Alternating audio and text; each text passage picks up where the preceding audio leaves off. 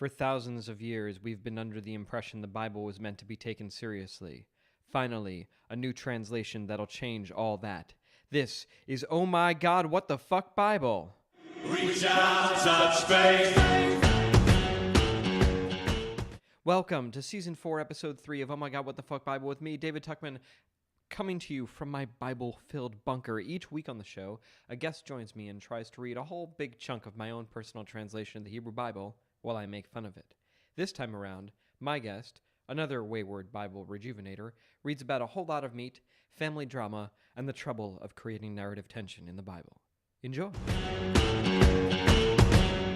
Hi, I'd like to welcome to the show Ilana Strauss. She's an editor at Heb, and she has been doing an interesting project. She has been writing her own version of the Torah week by week, along with the Parsha. Welcome to the show, Ilana. Thanks. How are you doing today? I'm good. You know, when you say it like that, it sort of feels like I'm just just copying you. Yeah, I mean, a little bit, Yeah. but I don't think you knew about this beforehand, and I think that there's a long tradition of people writing their own version of the Parsha for thousands of years, so we're all kind of copying the originals.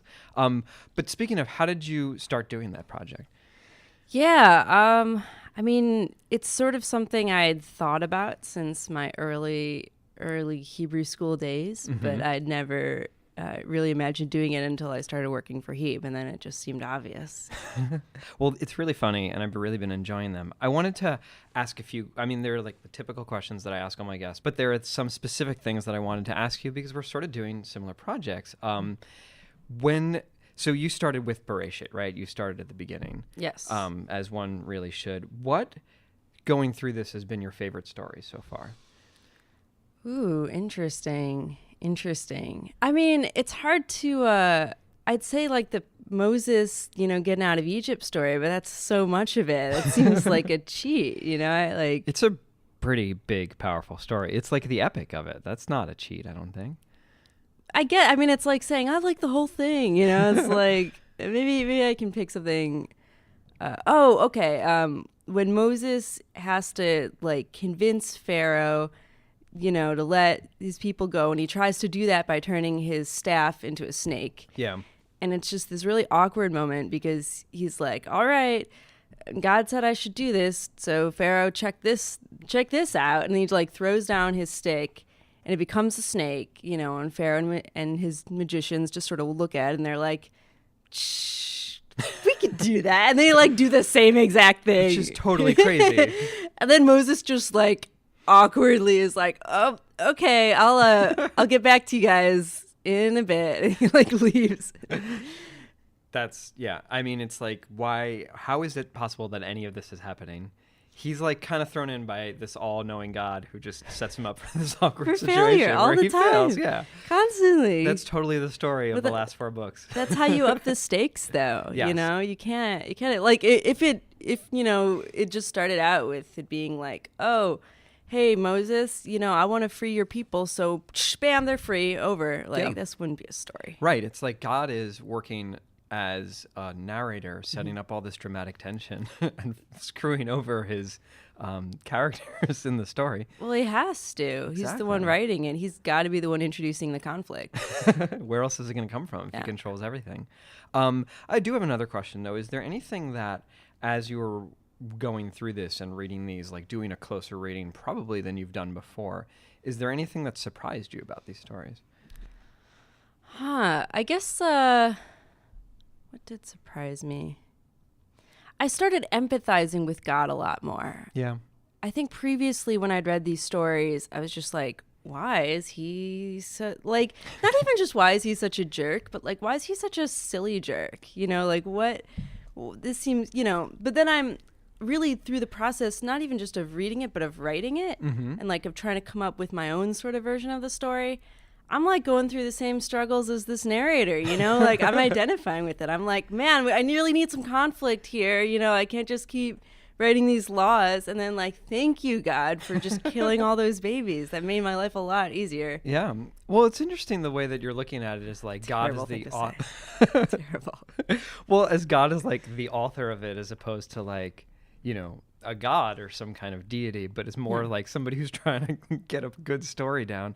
Because I have those same frustrations going through this, like going through law after law after law, and you're just like, just give me something happening in these. Make something crazy happen. I like that. I feel like that's going to help me empathize with God a lot more, because I'm still like, you crazy jerk. You're just a crazy narcissistic maniac. Yeah.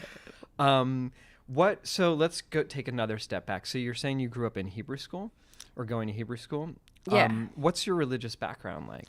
So, yeah, I guess like traditional secular would be it. Like, we'd celebrate the holidays, and I went to Hebrew school, not religious day school, just like Hebrew school after hours. Right. Kind of like, all right, you're Jewish enough now. You can go out into the world and be Jewish like that. That would be my background. Where did you grow up? In Chicago. Okay. So did you go to temple often? I mean, like, in what context did you originally hear these stories? Right. So I'd say in Hebrew school we learned a lot of them, but they sort of pick and choose the best. Like they're still very strange, but kind of the like funnest, and also the ones where God's being the least horrible, like, or they're omitting those parts. I think the first time I really like saw the whole thing was during bar mitzvah season when I was like 12. You can't skip it. Well, you could by paying attention to the bar mitzvah. No, but I mean, like, if the bar mitzvah boy can't skip it, if he's got a weird one, Oh. he's got to read it. Yeah, well, I could understand it Yeah. when they would read it. I don't speak So Hebrew. you grew up speaking Hebrew, or No. you didn't understand it? Sorry. No.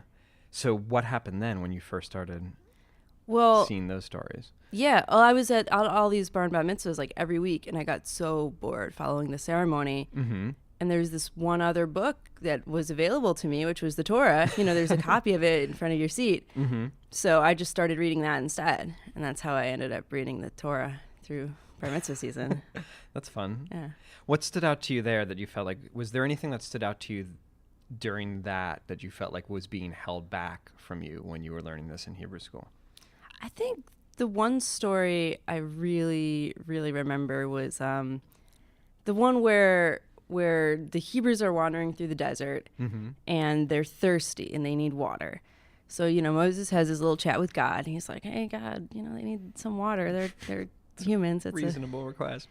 God's like, all right. Here's what we're going to do. You see that rock over there? It's got water in it. You say like, oh, thank you, God. Give us water now, please, or whatever. And then water will come out of the rock. It's like, okay, all right, it'll look great. I'll look great. You'll look great. It'll be great. And so like Moses goes over to the rock, and he tells the people, it's like, all right, God's going to give us water now. And just nothing happens. And he's like, God making conflict. This super awkward moment. So Moses just like then kind of awkwardly like taps the rock with his stick and water comes out. And God gets so pissed off that he does that. And there's apparently all this like rabbinical arguing over like, oh, okay, so God gets so pissed that he says, okay, Moses, because you did that, I'm going to kill you before you reach Israel. Right. Which seems pretty harsh because God's the one who screwed up that whole thing, right? He's the one who's supposed to make the water come out of the rock, and he didn't. And Moses was doing something very reasonable, trying to get water for these millions of people who are thirsty. God just sets him up for failure over and over again. I like really identified with Moses in that one just like awkward moment. It's kind of like if you are giving like you prepare like a big PowerPoint presentation and you like are up in front of the board or your teacher or whatever, and then you like click the button and it just doesn't turn on. It's just this like moment of like just comic horror. Next slide, please. Yeah. It makes me think of like when I'm like, okay, let me show you something, like flip open my laptop and I like start Googling something to show somebody a video, and I just can't remember the specific thing that I need to do. Exactly. And you're just sitting there like typing. Hold on. Yeah. That's like what you said. God needed to create that conflict. He needed to create that like dramatic tension of the fact that Moses couldn't actually enter the land that he was taking these people to. I guess that's why he did it. I don't know. Who knows why God does the things he does? It kind of seems like he just forgot in that case. It sort of seemed like he wasn't paying attention. He was like, yeah, take care of it, and then like started watching TV in the other room. And wasn't like, oh, right, the rock. Do you consider yourself a religious person now? Not really. Okay. But it's interesting though, because you're still engaging in a somewhat religious ritual. Like you're still reading the Torah every week, which is Yeah, like that's true. when I tell myself, now I've been doing this since 2012, but if I were to tell myself 10 years ago, David, in the future, you're going to read the Torah every week, and also that guy from TV is going to be president, I would think, you're crazy. That's insane. And yet here you are. Yeah, this is probably the most religious thing I've ever done, actually, Yeah. is making this like. By the way, we are doing similar projects, but you are putting a whole lot more like thoughtful, like carefulness into translating this all correctly. Like I am not doing that at all. I'm just like reading one version and then Yes. writing my own like weird spin on it. Well, yours is way more fun, I think, than mine. Though I don't know. Yours is really fun to read. Like I saw it and I was like, I wish that I had like there's something in my brain that makes me need to do this in the most thorough way possible and actually translate. And I was like, I wish I could care slightly less about it and actually write a version where it's much looser, which is why I enjoy yours. Like I'm glad that it exists, and I'm glad that so many versions of this exist, because the philosophy that I go back to about this is that it's really our book. I mean, it's everybody's book, but it's specifically the book. Supposedly, I'm making air quotes, which you can't see on an audio medium, but I can confirm he's making air quotes.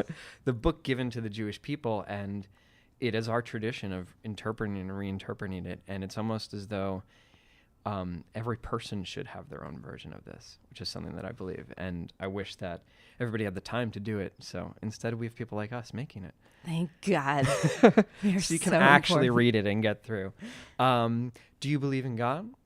It's one of those like it depends on your definition. I don't believe in like Bible God. Yeah. That's fine. I feel like a copycat saying this because in like the last episode someone said this, but I like the Einstein God. Yeah. Yeah. That's a good one. That's a good God. It's a great God. Interesting. I think that it's a Not the- hard yeah. question. Because we're tied to specific conceptions of God that you're kind of pushed into. What else are you doing? You're not just somebody who's writing a version of the Bible. I know that you're writing about science. Yeah. I write for a lot of different publications, particularly Mother Nature Network. Okay. But also The Atlantic and some other places, mostly science things. That is correct.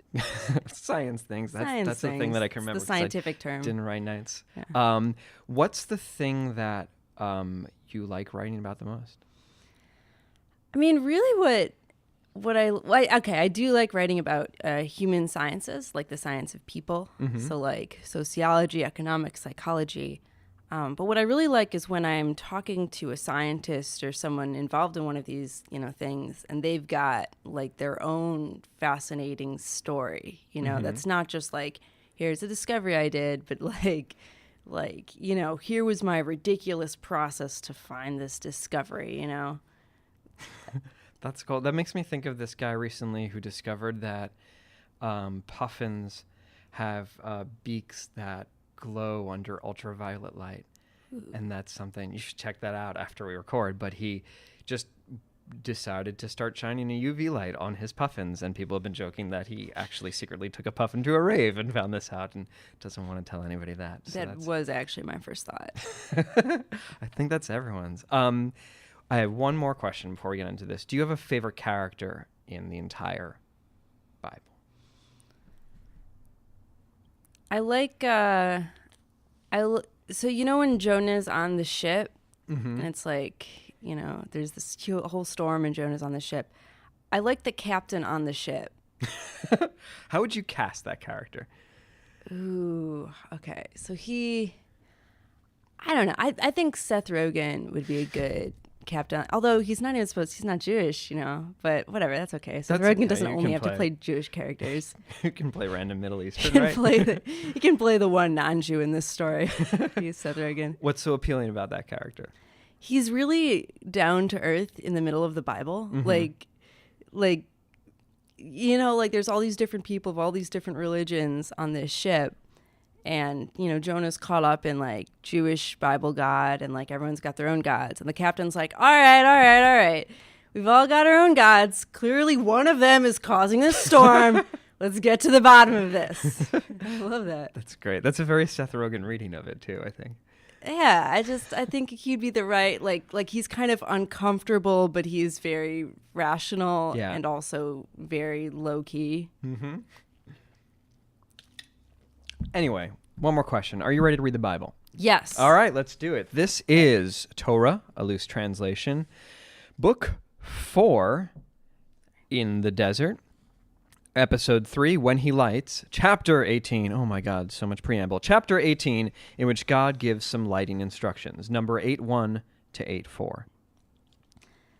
Tell Aharon, Jehovah said to Moshe, when he lights the lamps, they should shine in front of the candelabra. So, so people can see it, not in the back. He's very, Right. very specific. You got to be thorough with these things. Yeah. Aharon lit the candles on the front of the candelabra, just like Jehovah commanded Moses. The candelabra, its base, and its flowers were made out of beaten gold. It looked the way Jehovah told them it should look. Which, Good. he would have killed them otherwise. That's ideal. They made the candelabra. I feel like the order of this is a little weird. That's the Bible, They don't always say everything in the correct order. Yeah. And when they do, they repeat it. That's chapter 18. Chapter 19, in which God describes how to bathe people, finally. Numbers 8:5 to 8:22. Clean the Levites. Clean the Levites, Jehovah said to Moshe. This is how. So you sprinkle the sin water on them, shave their whole bodies, and make them wash their clothes. That's how you clean people. Also, you clean Levi's by putting them in the freezer, but let's not get into that. Oh. Yeah, you're not Jeans supposed to. got Yeah, it. yeah, it's just a terrible pun. Just took me. Then they'll be I clean. feel like the clothes washing part is the most important part. Everybody wash your clothes, in the desert especially. I like the shave their whole bodies bit. Yeah. Fascinating. Run blades all over them. Why is that fascinating? I mean, do you think that means their eyebrows too? Every single piece of their body? Yeah. I think that's all their body hair. Do you think the Levies were just like these creepy, weird, no hair people? Yeah, Just this smooth- says right yeah. here they were. I didn't think about that. For some reason, I just assumed just their body hair and their head. That's pluck out their eyebrows. Even if it's just their body hair and their head, that's Yeah. it's pretty hairless. Mm-hmm. They will take a young bull along with its meal offering, fine flour mixed up with oil, Obviously. and a second young bull for the sin offering. Have the Levites bring all that stuff to the temple of witnessing. Get everyone. Bring the Levites in front of Jehovah. Huddle up. The sons of Yisrael will put their hands on the Levites. That is a lot of hands. Aharon will do a waving of the Levites in front of Jehovah, and they'll be ready to do Jehovah's work. Yeah. I still think the washing and the shaving is more important than the waving, but, God and his things. Does that mean they have to just wave around hairless? Like they're... What is that? What does this look just like? Well, they're going to gather all these people, which is like 50,000 people, first of all. And I think the waving is that part of the sacrificial process is you take a thigh from one of these animals and wave it in front of people and wave some incense around. It's really ritualistic. Okay. Yeah. Yeah, good thing you know these things. The Levites will put their hands on the bulls' heads and make one bull the sin offering and the other the olah to Jehovah to atone for themselves. You'll stand the Levites before Aharon and his sons. You'll make a waving of them to Jehovah. You'll separate the Levites from within the sons of Yisrael. They'll be my Levites. My sweet little Levi's. Kind of sweet. God likes his Levi's. After that, the Levites will work in the temple, in the tent of witnessing. You'll clean them and do a waving on them, which, as we've discussed, is just waving around a severed leg in front of their faces. Exactly. It's very holy. Because they are given completely to me from within the sons of Yisrael in place of the firstborn womb breakers from the sons of Yisrael. What? Yeah. So there is a thing earlier where originally the firstborn womb breakers is the phrase that the Torah uses to describe just the firstborn son. If you break, I like that. you break a womb and you're the womb breaker. Wait, no, is that? I don't know if that's sexist. I can't. I'll figure it out only later. one gender has wombs, I think, or Yeah. one sex. And then I'm breaking the womb. it's like reverse. It's made for that. Yes, it is. But back then, I mean, there's There's some You breaking. might be breaking the There's bone. some breaking. They didn't have very good stitching back Actually, then. you are okay. Yeah. Fair enough. Originally, the firstborn were supposed to be the Levi's, but then, we're going to work in the temple, but then God decided to just take everybody from one family. Oh. Yeah. Okay. I've taken them for me. I will take then he clarifies. Yeah. I will take the Levi's instead of every firstborn son of Israel. Yes. Well, so I should have Thank just you. waited. And God will always explain it like 3 more times than is necessary. God. You'll give the Levites to Aaron and his sons to work in the tent of witnessing and to atone on the sins of Israel. There won't be a plague on the sons of Israel when they go to the holy. But all other times, totally plague time. Well, yeah. Yeah. It's, Like half of what God does. that's, I mean, no, you gotta have some conflict. Exactly. Moshe, Aharon, and the whole Yisrael crew did it to the Levites.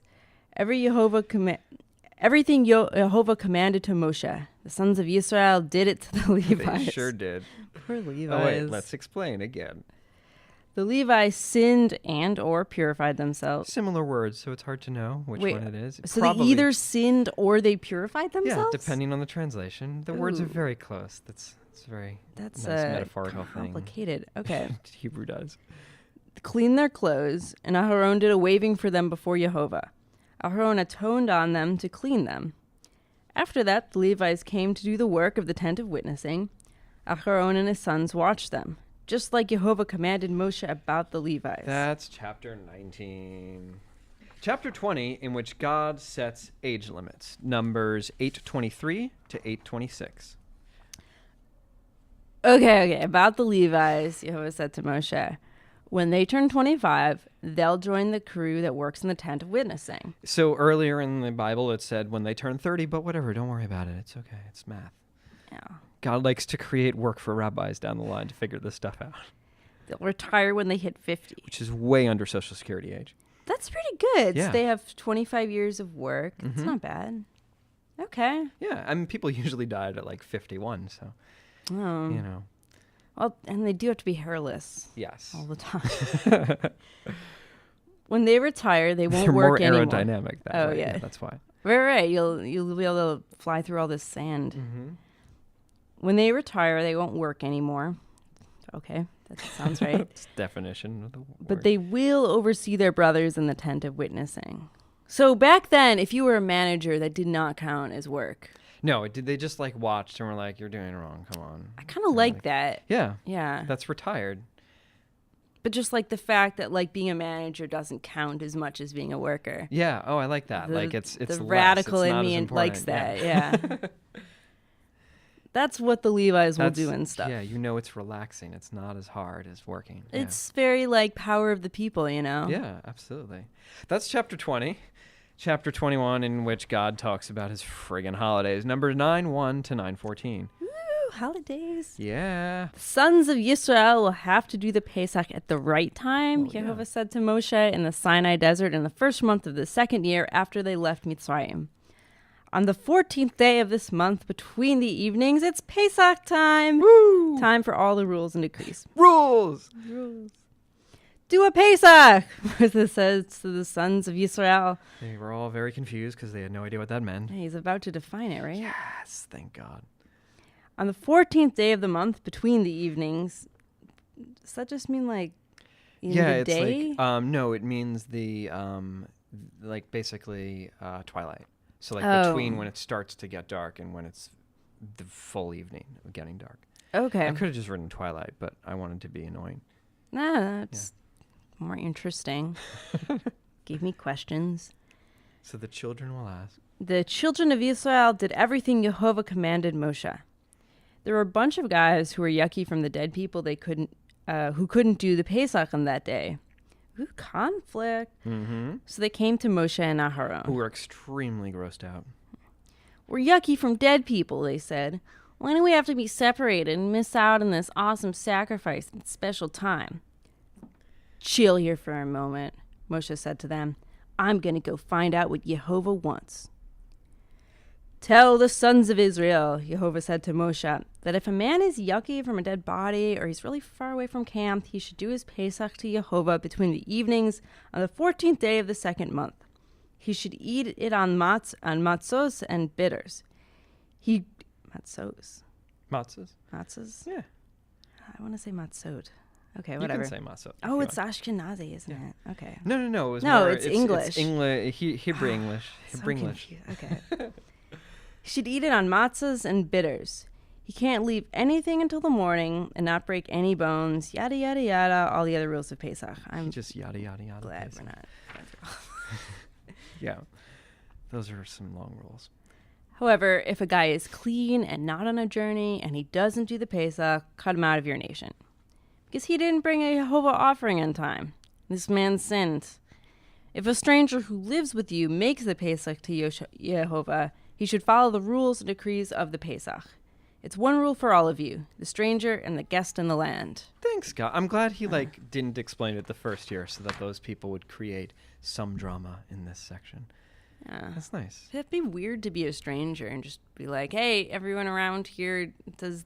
What is it? It's like they kill a goat and like do a whole ceremonial thing, right? Well, everybody killed goats back then. That was just I guess I'd feel weird. I'd feel awkward.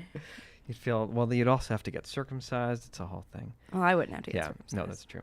That's chapter 21, chapter 22, in which we learned about how the crew traveled. Numbers 9:15 to 9:23. When the sanctuary was built, a cloud would cover it and the tent of witnessing during the day. In the evening, some kind of fiery thing would descend on the sanctuary until morning. This would happen every day. Cloud in the daytime and the pillar of fire at night. Ooh, mysterious. I bet I know what that thing is. But if the cloud lifted from on the tent, the sons of Israel would travel. And wherever the cloud stopped, they'd camp. The sons of Israel camped and traveled by Jehovah's mouth. As long as the cloud rested on the sanctuary, they kept camping. The cloud would sit on the sanctuary for a pretty long time, and the sons of Israel would stay put and watch Jehovah. However many days the cloud sat on the sanctuary, and Jehovah's mouth Israel camped. It's not the Bible if it doesn't get repeated for no reason. If a cloud rose in the morning, they traveled. It didn't matter if it was day or night. Oh my God. If the cloud rose, they traveled. Whether 2 days, a month, a year, when the cloud rested on the sanctuary, the sons of Israel stayed put. And when it rose, they So traveled. let me get this straight. They followed the fire or cloud, and that's how they knew where to go. When it rose, they traveled. They camped by Jehovah's mouth and traveled by Jehovah's mouth. They watched Jehovah by Jehovah's mouth in Moshe's hand. Okay, so this is a thing. So by Jehovah's mouth in Moshe's hand, the Hebrew is Al Pi Adonai Biyad Moshe. And that is interesting because in synagogue, when you raise the Torah after the reading of the Torah during something called Hagbah, they say Zot HaTorah Asher Sam Moshe Lifnei Bnei Yisrael Al Pi Adonai Biyad Moshe.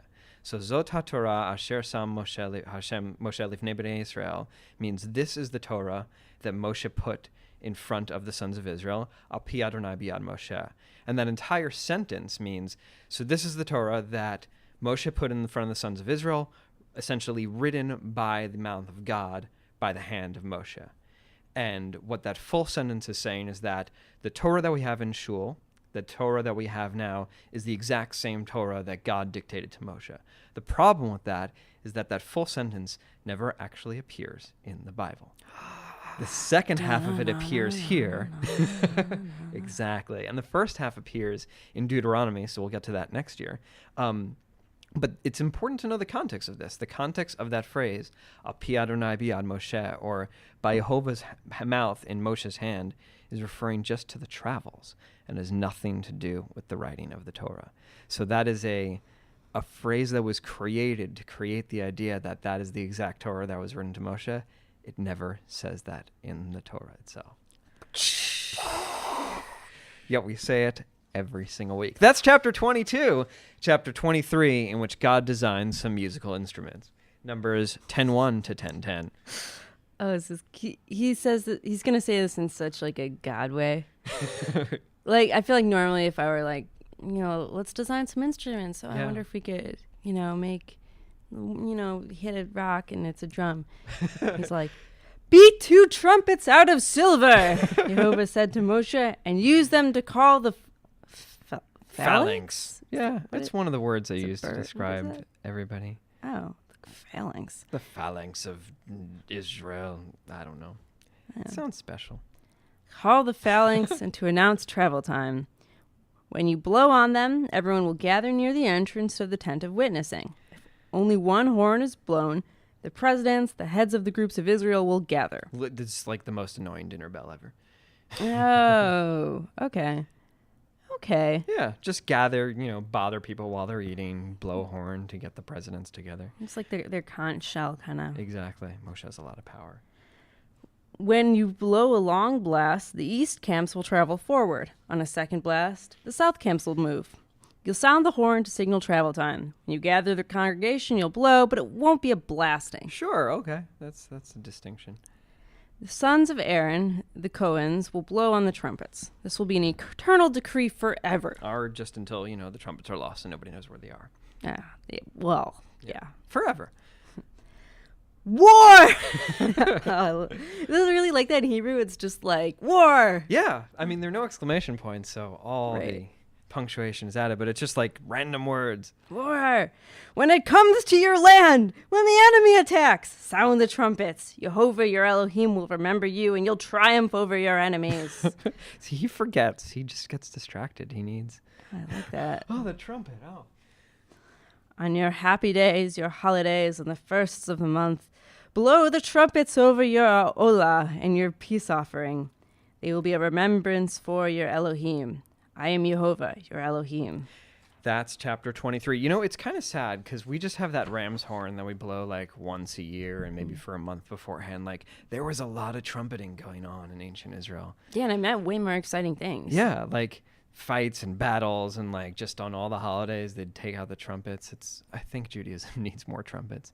Now we have like one lady with a tambourine sometimes, or a lady with where's I just imagine that like the more like hippy dippy services. There's like a lady with a tambourine and like some guy playing an electronic keyboard. Trumpets are what's missing. Okay, so we need like a brass section. Yeah, exactly. Fewer harps, more trumpets in Judaism. I've never seen a harp in like it. All right, I'll take your word for it. I Have feel you? like no. I grew up Orthodox, so I'm making up all these instruments. You're but just I feel imagining like what Reformed I imagine services these crazy are like. Reformed services. I've heard acoustic guitar. Yes, in acoustic Reformed guitar. services. Fewer strings, to be honest. More Yeah. trumpets. Never heard a harp. Harps. Okay. I feel like when I was a kid at bar mitzvahs, there were a lot of harps. Really? Like you'd come in and there'd be like a lady playing a harp. And What are next to the these bar band. mitzvahs you went to? Long Island. All right. Anyway, chapter 24, in which it's time to go. Numbers 10:11 to 10:28. On the 20th day of the second month of the second year, the cloud rose from the sanctuary of witnessing. The sons of Israel traveled from the Sinai desert. The cloud would rest on the Paran desert. Oh boy. This was the first journey by the mouth of Jehovah by the hand of Moshe. Yehuda went first, led by Nachson, the son of Aminadav. Yeah, here we go. Netanel, the son of Tzuar, led by Yitzchar. Yeah. Eliav, the son of Chailon, led the sons of Zebulun. Mm-hmm. How am I doing on these names? You're doing great. Okay. I mean, who knows?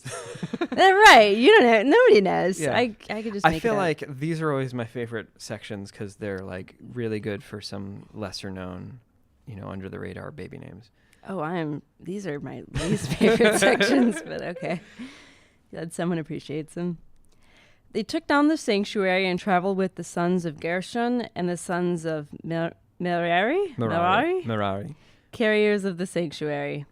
Reuben traveled by their crews, led by Elitzur, the son of Shtiur, Shlumiel, the son of You don't want to name a baby Shlumiel? Shlumiel. I don't know. I have a cousin named Schneer. It's not that different. Yeah. Shlumiel, though, that's pretty extreme. It's like a cartoon character, Shlumiel awaits. Yeah. Yeah. I don't know what cartoon that was. Not Disney. Disney wouldn't have liked that one. It's a little bit too Jewish. There should Yeah. be, though, a weekly Saturday morning cartoon about the Jews in the desert, I think. I thought you meant Saturday morning breakfast cereal, and I was gonna say I think there have been, but No. I don't even know if Saturday morning cartoons exist anymore. But Oh, yeah. Probably not. Yeah. Anyway. Son of Tzrishadai, Yeah. led Shimon. Oh, man. I feel like I'm... Okay. I can prompt you if you want. Eliasaph, the son of Doel, led Gad. Yeah. The Kehat folks carrying the sanctuary. Oh, the poor Kehat folks. Yeah. Carrying the sanctuary traveled with them and set up the sanctuary when they arrived. Well, were the Kehat, what was their deal? Kahat, Gershon, Kahat, and Merari. So Kahat is one of the sons of, they're a Levi family. Okay, so, Yeah. okay, so they weren't like the low. No. So like, so Gershon and the sons of Merari, they carry the sanctuary. So all the Levi families, their job was to carry different parts of the sanctuary. Okay. When they travel. Oh, that's why they're... Okay, you know what? Maybe it's the kind of thing where they've got all this honor because they actually just have a terrible job. Yeah, exactly. They have. Oh. It was fancy for them to be shaven. They didn't have those beards Okay. with all those animals in them. This makes a lot more sense. So yeah, whenever you see one of these names like Gershon, Kahat, Merari, just imagine completely bald, hairless men just carrying lots of things. Creepy. Yeah. Ephraim traveled, led by Elishama, the son of Amihud. Oh, I thought it was going to be a girl for like a second. No, there are no There's girls. Just That's an instant of just it. You not know? allowed. Nope. Gamliel, the son of Pidatsur, led Menashe. Avidan, the son of Gidoni, led Binyamin. That one There I you know. go. Yeah. That one really stood the test of time. Binyamin? Yeah, as a Good name. one. Joe, too. Traveling under the flag of Dan, at the back of all the camps, leader Achizer, the son of Amishadai, leading the sons of Asher, Pagiel, the son of Achran, leading the sons of Naphtali, Achira, the sons of Enan. Yeah. You don't see a lot of Anons anymore. No. No. These are the travels of the sons of Israel by their groups. Great. They traveled. That is chapter 24. Let the record show there's an entire page where the only two words are they traveled. Yes, I hate trees. Chapter 25, in which there's a confusing interlude, numbers 1029 to 1036. All right, we're going to the place Jehovah told us he'd give us. Moses said to Chovav, the son of his groom Ruel. Oh, it's really cute that he totally thought they'd get there in the second year, not like 38 years later. But Yeah, if you look at this on a map, it's weird because it's like a 2-week hike that they're Yes. on, right? We'll Like, get to that next episode. Okay. Yes. All right. If you come with me, and I'll be nice to you. If you come with us, I'll be nice to you because Jehovah promised he'd give us some cool stuff. Okay, and then very reasonably, the response to this suggestion is, I'm not going, he said, because I'm going home. He lives in the desert. Please don't leave us, Moses said. You know how to camp in the desert. You can be our eyes. You'll go with us, and whatever good Jehovah does to us will happen to you. It's been doing a lot of good so far.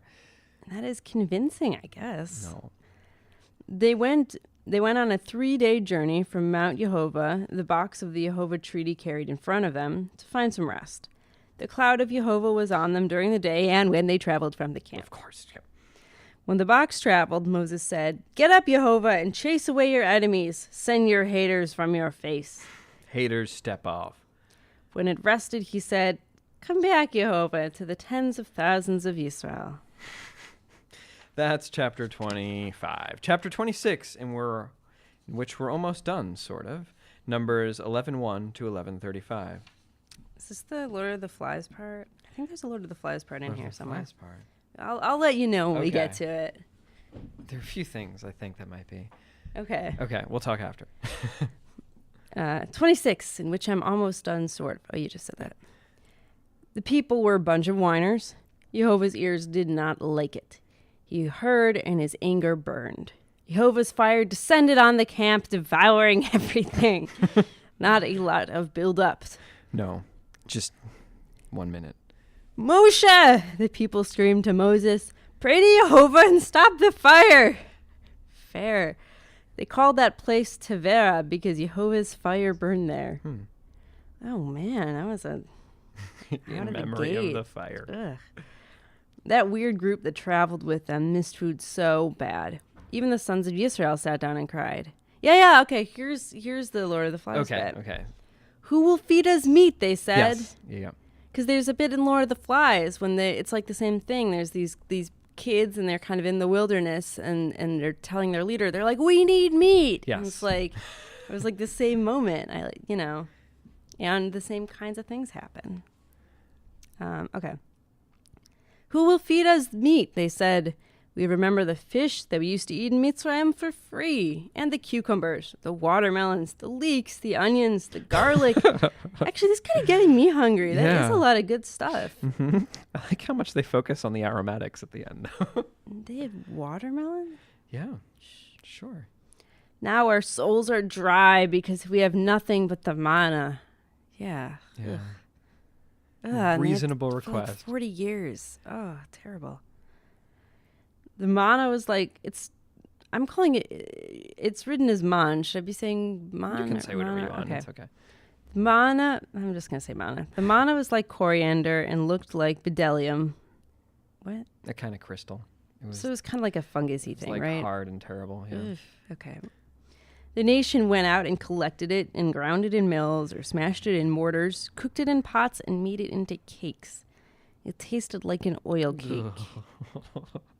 I mean, it sounds like it might be okay as like a side dish. Yeah, not every day. Not as the only thing you eat. All the good Jehovah does for us. Stay with us in the desert and eat this horrible food. Oil cake. I mean, that could be. Well, they don't have any sugar or anything, right? No, they just smashed it and way cooked it's good. it. No, it's not. It just takes like coriander and. When the dew fell on the camp at night, the manna fell on it.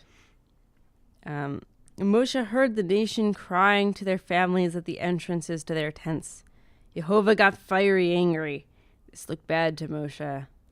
Yeah, because he just turns into fire and fires on people all the time. Like everything. Why were you so bad to your slaves? Moshe said to Yehovah. Why do you hate me so much that you make me deal with it?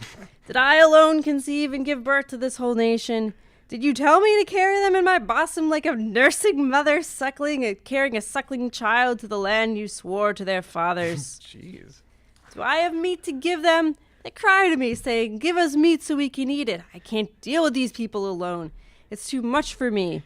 If you're going to be like this with me, just kill me so I don't have to see how terrible I am. I love this speech. Oh my God, yes. You can really sense the character coming through. The guilt passed down from generation to generation. Yeah, he's just making God feel he's guilting God. Yeah. And I think, I don't know yet, but I think it's going to work. Uh-huh. Gather 70 men from me from the elders of Yisrael, Yehovah said to Moshe, who you know are the elders of the nations and the officers.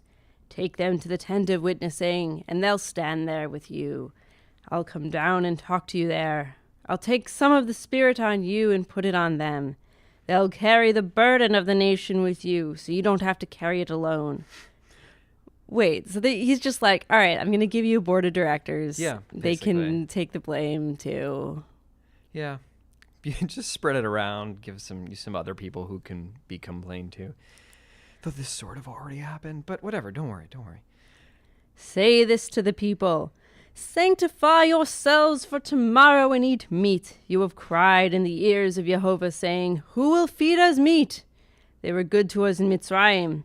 Yehovah will give you meat, and you will eat it. Oh, boy. You won't eat it for 1 day, or 2 days, or 5 days, or 10, or 20.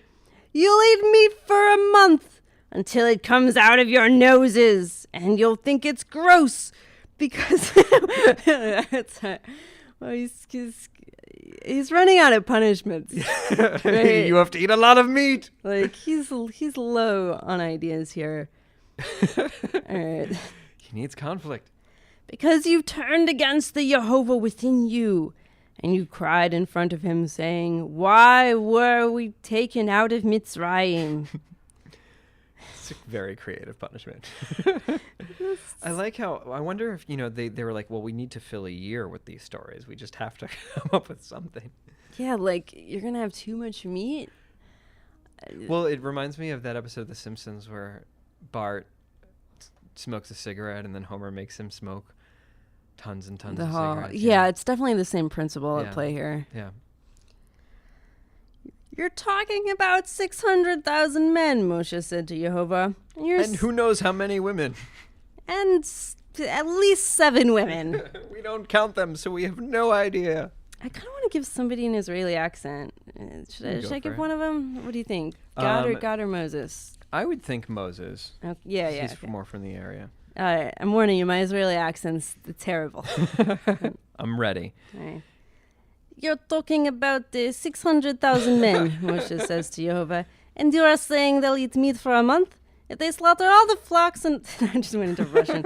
All the flocks and herds, will it be enough for them? Or all the fish of the sea? I thought fish were in meat. Whatever. Did Jehovah's hand get shorter? Jehovah said to Moshe, you'll see what I said happen, or you won't. Okay. Moshe went out and told the nation what Jehovah had said. He gathered 70 men from the elders of the nation and put them around the tent. Jehovah came down in a cloud and talked to them and took some of the Spirit on him and gave it to the 70 old men.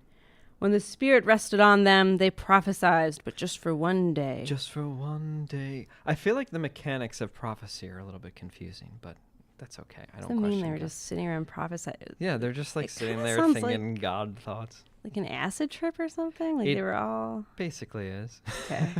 Some people say it was more like an ayahuasca experience. Okay. Yeah. All right. That makes sense. 2 men stayed in the camp. One was Eldad and the other was Medad. Okay. It's names.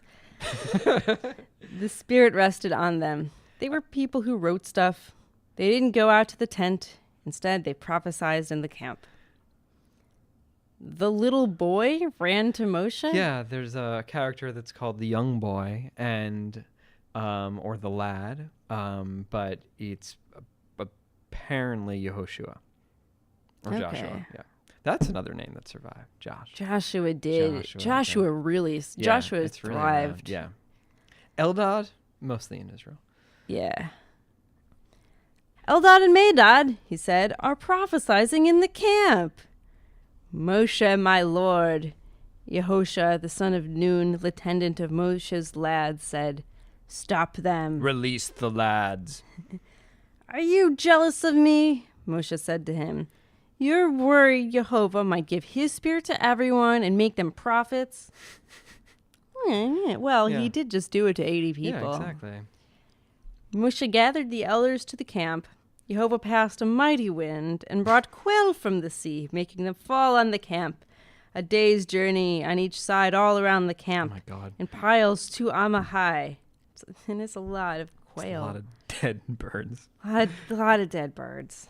Man, they don't have fridges. Like No. it's- Wait, I wasn't imagining them dead. I was imagining them just like sitting there. Oh, I guess so, maybe. Well, I imagine if they're piled up, they're probably Yeah. dead, but they could be alive. Just awkward. The nation was up that whole day and night, and the whole next day collecting the quail. The smallest collected, gathered 10 piles, and they spread them around the camp. At the moment the meat was between their teeth, just before they chewed, Jehovah got mad and angry at the nation, so he struck them real hard with the plague. It's just a dick move. I thought the plague was they're going to have too much meat to eat. Right? He's a little inconsistent. I think also maybe they just had food poisoning from these like quail carcasses that they found. But yeah, it's a plague, sure. They called that plague Kivrot Hatava because that's where the nation buried the people who wanted things. Kivrot hatava, I think, means the like graves of those who desired. You see what happens when you want things? When you want some meat. Okay. I don't know what lesson to take from this. Don't complain. Yeah, never complain. Right? That's got to be the lesson here. Yeah, this is like when your kid's complaining in the backseat of a car on a long trip about wanting food. You break out one of these like... Exactly. This is when you tell that story. Yeah, exactly. They traveled from Kivrot Hatava to Chazarot and stayed there. That is chapter 26. Chapter 27, in which Moses' siblings talk some shit. Numbers 12:1 to 12:6. If there's any time to break out your Israeli accent, I think it's now. I'll do my best. Well, I don't know if Miriam speaks. Let's see. Oh, hey, girls. Yeah. Or a girl. A girl talking about another girl. Girl. Yeah. So it doesn't pass the what is it, the Bechdel, The Bechdel test? No, Yeah. because she's talking to a man. But Does the Bible at all pass it? I doubt it. Maybe in Devorah, maybe. Is there any point where there's two women talking to each other, not about like a guy? I was going to say the sons of Lot, but no, they're talking about having sex with their father. Ruth and her Yes, mother. Ruth and does. Naomi, yeah. Ruth, okay. Absolutely, yeah. Okay, cool. Great. The Book of Ruth. Let it be known the Bible is feminist. Yeah. Ugh, okay. But not here, because here, No. Miriam and Aharon talk some shit about Moshe, about the Cushi woman he took as his. Because he took a Cushi woman as his woman. The Bible repeats this to remind us that they're being fucking racist right now. Jealous? Did Yehovah only speak with Moshe? They said. Did not he also speak with us? Yehovah heard, as usual. That Moshe guy was more humble than anyone else on the face of the planet. I feel like he wrote that line. But he was writing, I mean, he's writing all of them, right? Supposedly, but who So, knows, like, really? this whole, yeah. But I mean, like, following the... Yeah. The three of you, Yehovah suddenly said to Moshe, Aharon, and Miriam, get to the tent of witnessing. In my office. Yeah, that's being called to the principal's office move. They went. Yehovah came down in a pillar of cloud. In case you were wondering what that pillar of cloud was. Does that mean it was day? It was Yehovah. And stood in the entrance to the tent. Aharon and Miriam, Yehovah called. They walked outside. Listen to what I am saying, Yehovah said. If you have prophecy, Yehovah will come to you in a vision. I will speak to you in a dream. That's literally the opposite of what's happening right now, but that's okay, Jehovah. He's talking to them right now. Right now. Wait. He's saying, like, if you're really special, I'll talk to you. But he's talking. He's telling them that. He is. Yeah. Okay. Don't question Jehovah. But not my slave Moshe. My slave. He's not the most trusted in my house. I speak to him mouth to mouth. Ew. So either he's making out with Moses or he's just being a hypocrite because he's talking to them right now. We're just prophesying to each other. It's just That's a not thing. what it looks like. Yeah, exactly. I will appear to him, not in visions or in a picture of Jehovah. Why weren't you afraid to talk shit about my slave Moshe? It's my brother. Jehovah's anger burned against them, and he left. The cloud lifted the tent, and Miriam was covered in plagues like Zalrat, like snow. Aharon turned to Miriam. Holy fuck! She was a Metzora. What's a Metzora? That's this plague that might be leprosy, but also could just be like random boils and skin cancer and all sorts of other lovely things. Oh, wait, why not? Poor Miriam. Yeah. Miriam really, does not get the good end of this. It's also really messed up that it's Miriam who does it because it just says that they said it to each other. It's never clear who says it, and then God just punishes Miriam. Let's punish the woman. Yeah. It probably was her, though. She was kind of more of a badass than, literally anybody else. It's true. She's the only one who she was like, I don't care if it's God. I'll say what I want. She's like that the whole time. Yeah. Please, my lord, Aharon said to Moshe, don't sin against us like we've stupidly done to you. Don't let her be like a dead one who, after he comes out of his mother's womb, half his skin is eaten. It's not much of a metaphor. Don't let her be like someone who's like her. So weird stillborn baby with horrible flesh-eating disease. Well, I guess that's not a metaphor. No, I don't know or what a that is. similar, whatever. But it's not. It's just a bad It's just metaphor. bad. Yeah. It's just some weird imagery. But then again, whatever. Aharon might not be the best speaker. No. El, Moshe cried out to Yehovah, please heal her. If her father had spit in her face, Yehovah said to Moshe, wouldn't she hide in shame for 7 days? I don't know. Is that a thing that happens? That doesn't make any sense. No. Rhetorical no, question about something that is definitely not obvious to us. Yeah. Okay. I guess things have changed. Let her shut herself outside the camp for 7 days, and after, go get her. Society has changed a lot. Now women don't hide at all after their father spit in their faces. Yeah, they just kind of cry. Yeah. Go on with their lives. Miriam was locked outside the camp for 7 days. The nation didn't move until Miriam came back. After, the nation traveled from Hatzerot and camped in the Paran Desert. That is chapter Paran 27. That's it. That's the whole episode. Woo! Woo! Thank you so much, Ilana. Totally. Thank you for reading with me. Thanks for having me. That was really fun. Now is the time in the show where we have a Devar Torah, which translated literally means Torah word. So I was wondering if you thought that you could sum up everything that we've just read into a single word. Yeah, you warned me that I'd have to do this. I did, yeah. Everything into one word. Well, everything? Okay. Well, that's the thing with this. It's a lot of strange, disparate, not connected at all things, which is why always the challenge of every rabbi in shul and the challenge that I've given myself and my guests. Yeah. Trying to find some coherence to this madness. I guess I'd say repetitive. Okay, that's one word. That... My word, and I've had a little bit more time, is fire.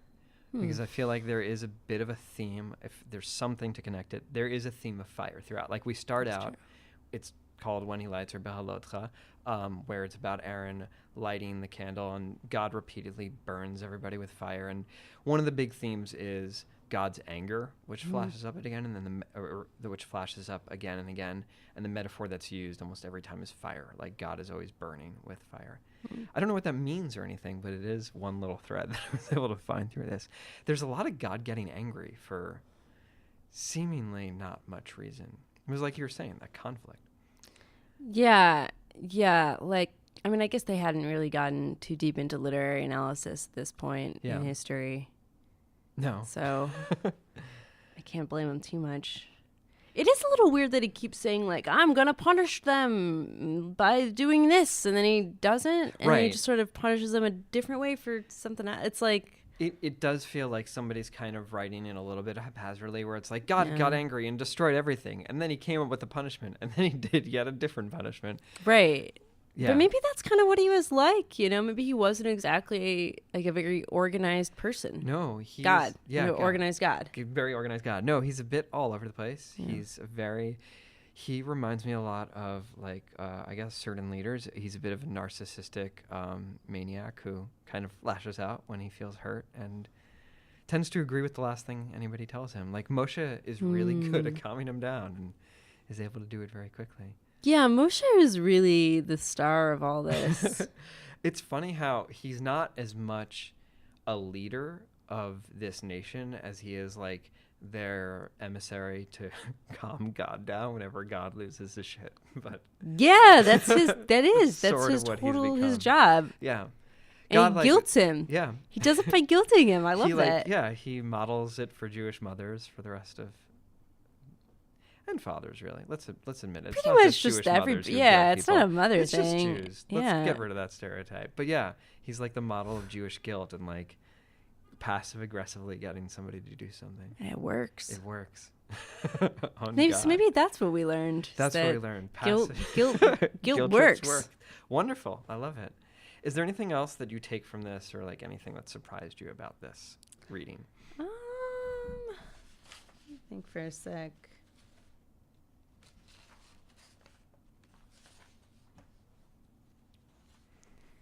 I don't know. I mean, this isn't a very deep thing, but I just wasn't imagining watermelons in Egypt.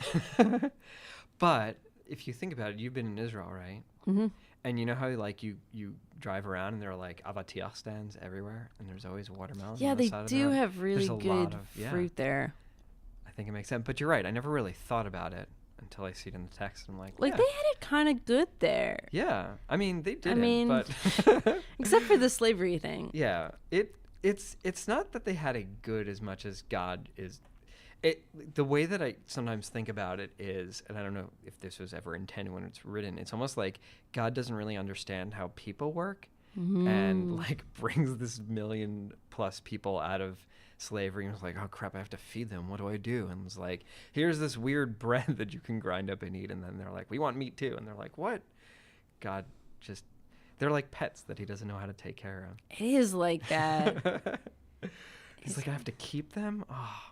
He's probably like, nobody ever gave me a manual on how to take care of humans. Right? I know I created them and everything, but I don't really know how to do this. I heard it took the guy who invented a Rubik's Cube like a year to solve it for the first time. That's amazing. So I believe it. It's not easy. we're more complicated than Rubik's Cubes, right? Yes, exactly. I think. We need water.